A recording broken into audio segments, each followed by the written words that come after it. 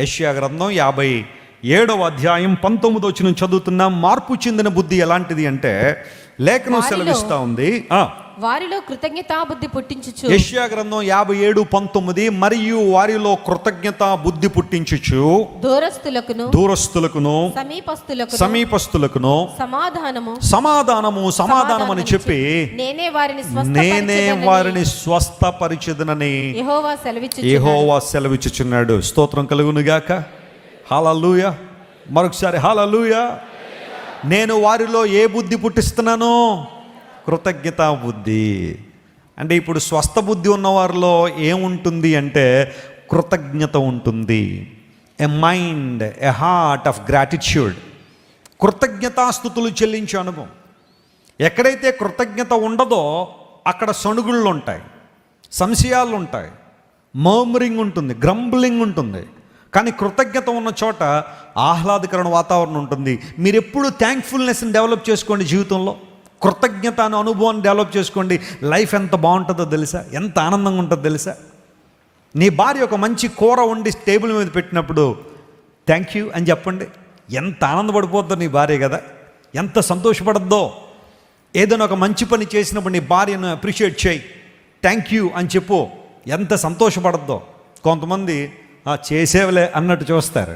అందును బట్టి చేసేవాళ్ళు కూడా ఏం చేయరు, రేపొద్దున్న చేయని పరిస్థితి. ఎందుకంటే మా ఆయన గారికి ఎంత వండి పెట్టినా, ఎంత చక్కగా నా శక్తియుక్తులన్నీ కూడా వండి చక్కగా పెట్టినా ఆయనలో ఏ చలనం లేదండి. ఇంకెందుకు అలాంటప్పుడు గడ్డి తీసుకెళ్ళి ఫ్రై చేసేసినా పర్లేదు అనుకుంటుందా? కానీ నువ్వు when you learn to say thanks, ప్రతి చిన్నదానికి నువ్వు థ్యాంక్ యూ అని చెప్పడం నేర్చుకో. ఎంత బాగుంటుంది జీవితం అంతా కూడా, ఎంత ఆనందంగా ఉంటుంది జీవితం అంతా కూడా. నేను నేర్చుకున్నాను అదే. చిన్న పిల్లవాళ్ళైనా నాకు ఎవరైనా సహాయం చేస్తే థ్యాంక్ యూ అని చెప్తాను, వాళ్ళకి మనస్ఫూర్తిగా చెప్తాను థ్యాంక్ యూ. ఒకవేళ నేను ఏదన్నా ఇబ్బంది పెట్టానని తెలిస్తే సారీ చెప్పడానికి కూడా సిద్ధమే. I'm sorry my brother, I'm sorry my sister చెప్పడానికి కూడా ఎప్పుడు సంకోచించను నేను. కారణం ఏంటో తెలుసా? ప్రపంచంలో ఈ రెండే చాలా కష్టమైన పదాలు అన్నాడు ఒక ఆయన. మనం చాలా పదాలు పలుకుతాం కానీ ఈ రెండు పలకడం చాలా కష్టం అన్నాడు. ఏంటి అంటే మొట్టమొదటిగా థ్యాంక్ యూ, రెండవది సారీ. సారీ చెప్పడం అంటే మనకి ఎంత కష్టమో తెలియదు, ఏది తప్పు చేసినా కానీ. మా నాన్నగారు సింగపూర్ అనే దేశం 1990లో వెళ్ళారు ఫర్ ది ఫస్ట్ టైం. వెళ్ళినప్పుడు అక్కడ మెట్రో ట్రైన్ ఉంది. ఆ ట్రైన్ ఎక్కుతున్నారు వేరే ప్రాంతానికి వెళ్ళాలని. యూజువల్గా మన ఇండియాలో ట్రైన్ ఎక్కడం అంటే ఎలా ఉంటుంది పరిస్థితి? ఒక్కసారి ట్రైన్ ఆగగానే మొత్తం అందరం ఒకేసారి ఎక్కేయాలనే ప్రయత్నంలో వాళ్ళని తోసుకుంటూ లోపలికి వెళ్తూ ఉంటాం. సో మా నాన్నగారు కూడా ఏమో త్వరగా వెళ్ళిపోద్దామో ట్రైను, ఇది మన దేశం కూడా కాదు, టికెట్ వేస్ట్ అయిపోద్దామని కొంచెం త్వరగా ఎక్కడానికి ప్రయత్నం చేస్తాను. మా నాన్నగారు చెయ్యి వెళ్ళి ఒక ఆమెకి తగిలిందట. తప్పు నాన్నగారిదే. అలా తగలగానే ఆమె నాన్నగారిని చూసి సారీ బ్రదర్ అందట. మా నాన్నగారికి ఏం అర్థం అలా, అరే తప్పు నాదే, నేను చెప్పాలి సారీ. కానీ వెంటనే ఆమె నన్ను తిట్టాల్సింది పోయి ఏం చెప్తుంది అంటే నాలో ఏమన్నా పొరపాటు ఉందేమో, ఈయన వెళ్తుంటే నేనే మధ్యలో వచ్చానేమో అనుకుందో ఏంటో, ఐఎమ్ సారీ బ్రదర్ అని చెప్పగానే మా నాన్నగారికి చాలా చాలా ఆ మాట విన్నప్పుడు ఒక మాటలో కళ్ళం నీళ్ళు వచ్చాయి. ఎంత అద్భుతమైన మనస్తత్వం ఇది. మనమైతే తప్పు మనలో ఉన్నా కూడా ఏం చెప్పం మనం. అదే సిచ్యువేషన్ మన దగ్గర జరిగితే చెప్పండి, మనం వెళ్ళి ఇంకోళ్ళు గుద్దేసి తోసేసి అయిపోయిన తర్వాత కూడా మళ్ళీ కళ్ళు కనపడతలేదా, చూసుకోరా అని మళ్ళీ ఎదురుదాడి మనమే చేస్తాం వాళ్ళ మీద కదా. విలువలు లేని జీవితం కొన్నిసార్లు జీవిస్తూ ఉంటాం. పొందుకున్న మేలంతా పొందుకున్న తర్వాత ఎవరి కోసం చేయరు అంటారు కొంతమంది. ఎందుకోసం చేయరు? జాగ్రత్తగా వినండి దేవుని బిడ్డలారా. Learn to be thankful. ఎప్పుడు కృతజ్ఞత కలిగి ఉండు. నీకు కలిగి ఉన్న వాటిని బట్టి దేవుని స్తుతించో. లేని వాటిని బట్టి ఆడవద్దు. ఎప్పుడు కూడా లేని వాటిని బట్టి కృంగిపోయి కలవరపడి ఆరోగ్యాలు పాడు చేసుకోవద్దు. ఉన్న వాటిని బట్టి దేవుని స్తుతించడం నేర్చుకో. లేని వాటిని కూడా దేవుడు ఇస్తాడు నీకు. హల్లెలూయా. అద్భుతాలు నీ జీవితంలో జరుగుతాయి. కృతజ్ఞతా బుద్ధి పుట్టిస్తున్నాను వారిలో. Thanks giving attitude. అది ఉన్నప్పుడు దేవుడి కార్యాలు జరుగుతాయి. మన జీవితాల్లో ప్రతిరోజు మనం ఇలా సజీవంగా ఉండగలుగుతున్నామంటే అది కేవలం దేవుని కృప మాత్రమే. కృతజ్ఞత కలిగి ఉందాం. ఎవరైనా మేలు చేశారా జీవితాంతం జ్ఞాపకం పెట్టుకుని కృతజ్ఞత కలిగి ఉండి. కానీ అలాంటి వాళ్ళకి మాత్రం ఎప్పుడు కీడు చేయడానికి ప్రయత్నం చేయొద్దు. మేలు చేసిన వారికి కీడు చేయాలనే ప్రయత్నం చేయొద్దు ఎప్పుడు కూడా.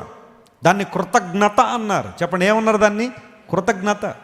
చాలాసార్లు చెబుతున్నాను, తణుకులో ఒక ఆమె హాస్టల్ వార్డెన్గా పనిచేసేది. పిల్లలు లేరు ఆమెకి. ఒక రోజున చాలామంది హాస్టల్లో ఉండగా 3 పిల్లల్ని తీసుకొచ్చారు. రోడ్డు మీద ఎక్కడో తల్లిదండ్రులు వదిలేసి వెళ్ళిపోతే ఆ 3 తీసుకొచ్చారు. చంటి బిడ్డలను తీసుకొచ్చి హాస్టల్లో వదిలిపెట్టేశారు. తనే తల్లిగా చూసుకుని వారిని పెంచింది. చిన్నప్పటి నుంచి చిన్నపిల్లల్ని పెంచడం అంటే ఎంత కష్టమో మీకు తెలుసు. వారికి కావాల్సిన ఆహారం సమస్తాన్ని సమకూర్చి వారందరినీ చక్కగా సిద్ధపరిచి వారి యవ్వన కాలంలోకి వచ్చారు. ఆ హాస్టల్ యొక్క నిబంధన, యవ్వన కాలంలోకి వచ్చిన తర్వాత వారిని బయటికి పంపించేస్తారు. మీ పని మీరు చేసుకోండి, మీ కాళ్ళ మీద నిలబడండి అని. అమ్మ అమ్మ అని పిలిచిన 3 కూడా సమయం రాగానే హాస్టల్ నుంచి బయటికి వెళ్ళిపోయారు. ఈమె కూడా హాస్టల్ వార్డెన్గా రిటైర్డ్ అయిపోయింది. తణుకులో ఒక చక్కని గృహాన్ని కట్టుకుని దానిలో ఉంటుంది ఒక్కతే. సంపాదించింది కొన్ని డబ్బులు. హాస్టల్ వార్డెన్గా ఉన్నప్పుడు ఆమెకు వచ్చిన జీతం పెద్ద ఖర్చు ఏమి లేదు కాబట్టి బంగారం ఇవన్నీ కొనుక్కుంది, ఇంట్లో ఉంటుంది. ఆ పిల్లలు ఆయా సందర్భాల్లో రావడం మొదలుపెట్టారు ఇంటికి. అమ్మ అమ్మ అని వస్తూ ఉంటే చికెన్ మటన్ వండి పెట్టేది వాళ్ళకి. మళ్ళీ తమ దారిని తాము వెళ్ళిపోయేవారు. ఒక రాత్రి వచ్చారు, అమ్మ కొంచెం చికెన్ తినాలని ఉంది, నీ చేత్తో వండి పెట్టు అంటే అప్పటికప్పుడు చికెన్ తెప్పించి చక్కగా వండి పెట్టి పిల్లలకి ఇచ్చింది. అమ్మ ఈరోజు ఇక్కడే పడుకుంటాం, మాకు రేపు ఉదయం వెళ్ళే పని ఉంది, ఇక్కడే ఉంటామంటే సరేనా ఉండండిరా, ఇది మీ ఇల్లే కదరా అంది. 3 ఉన్నారు. మార్నింగ్ లేచి ఆ 3 వెళ్ళిపోయారు. యూజువల్గా 8 గంటలకల్లా బయటకు వచ్చి అన్ని పనులు చేసుకున్నామే. ఆ రోజు రావట్లేదు. ఇరుగు పొరుగు వారికి అనుమానం వచ్చింది. ఎందుకు బయటకు రాలేదని కిటికీలోని చూస్తే షీ వాజ్ బ్రూటల్లీ కిల్డ్.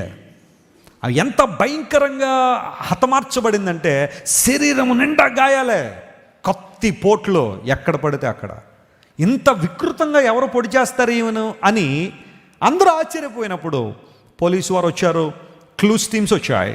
ఎట్టకేలకు కనుగొన్న సత్యం ఏంటంటే, ఎవరైతే అమ్మ అమ్మ అని పిలిచారో, ఎవరైతే తమ చేతుల మీద అంతవరకు పెరిగారో ఆ 3 బిడ్డలే ఆ వార్డుని చంపేసి వెళ్ళిపోయారు. ఆమె బంగారం కోసం, ఆమె డబ్బు కోసం. అరే ఇంతకాలం మనల్ని పెంచిందే, హాస్టల్ తీసుకురాబడి అనాథలుగా తీసుకొస్తే, సొంత తల్లిదండ్రులు వదిలేసి మనల్ని రోడ్డు మీద పడేస్తే ఈమె చక్కగా మనల్ని పెంచిందన్న కృతజ్ఞత లేని సమాజం ఈ రోజుల్లో. ఎంత భయంకరత్వం అండి. అవసరం ఉన్నప్పుడు ఒకలా మాట్లాడడం, అవసరం తీరిపోయిన తర్వాత మరొకలా మాట్లాడడం. నీతో పని ఉంటే నిన్ను ఒకలా సంబోధించడం, పని తీరిపోయిన తర్వాత సంబోధనలో మార్పులు వచ్చేస్తున్నాయి. కారణం ఏంటో తెలుసా? కృతజ్ఞత లేదు. అపవాది చాలామందిని ఈ రోజుల్లో అలాంటి స్థితిలో ఉంచేశాడు. కానీ ఎప్పుడైతే మనం దేవుని దగ్గరికి వచ్చామో, మన బుద్ధికి స్వస్థత వచ్చిందో, స్వస్థ బుద్ధి మనం కలిగి ఉన్నామో, దేవుడు మనకి ఏమిస్తున్నాడట? కృతజ్ఞతా బుద్ధి ఇస్తున్నాడు. స్తోత్రం చెప్పండి, hallelujah. Are you thankful to Jesus? క్రీస్తు ప్రభు నీ మీద చూపించిన ప్రేమకు నువ్వు ఆయన కృతజ్ఞత చూపిస్తున్నావా? సిలువలో నీ కోసం చేసిన గొప్ప త్యాగానికి దేవునికి కృతజ్ఞత కలిగి ఉన్నావా? విశ్వాసంలో నిన్ను బలపరిచి, దురాత్మ శక్తులను నేను కాపాడి, అపవాది కబంధ హస్తాల్లోంచి నేను విడిపించి, నిత్యాగ్ని గుండంలోంచి నేను తప్పించి నీ దేవునికి నువ్వు ఎంత కృతజ్ఞతగా ఉన్నావు? దేవుడు నీతో మాట్లాడుతున్నాడు. ఇంతవరకు కృతజ్ఞత లేకుండా, ప్రభు నాకేమీ చేయలేదండి, నాకేమీ ఇవ్వలేదండి, ఏమీ అవ్వలేదండి ఆయన దగ్గరికి వెళ్ళాం కానీ అని ఇలాంటి మాటలే మాట్లాడుతున్నావు. కానీ అసలు దేవుడు నీ కొరకు సిలువలో చేసిన గొప్ప త్యాగాన్ని గురించి ఎప్పుడైనా ఆలోచించేసావా? మీరు ఇంతవరకు విన్న దైవ సందేశం మరియు దేవుని సేవకులు చేసిన ప్రార్థన మీకు ఆశీర్వాదకరముగా ఉన్నదని విశ్వసించుచున్నాము. ఈ సందేశాన్ని మీ స్నేహితులకు, బంధువులకు షేర్ చేయండి. మీకు ఏదైనా ప్రార్థన అవసరత ఉన్నచో మా ఫోన్ నంబర్లకు కాల్ చేయండి. దేవుడు మిమ్మల్ని ప్రేరేపిస్తే విశ్వాసంతో సాగుచున్న ఈ పరిచర్యను ప్రోత్సహించండి. మరిన్ని వర్తమానాలు, పాటలు వినుటకు జాన్ వెస్లీ మినిస్ట్రీస్ అను మా యూట్యూబ్ ఛానల్ను సబ్స్క్రైబ్ చేసుకొనండి. ప్రభువైన యేసుక్రీస్తు కృప మీకు తోడైండును గాక.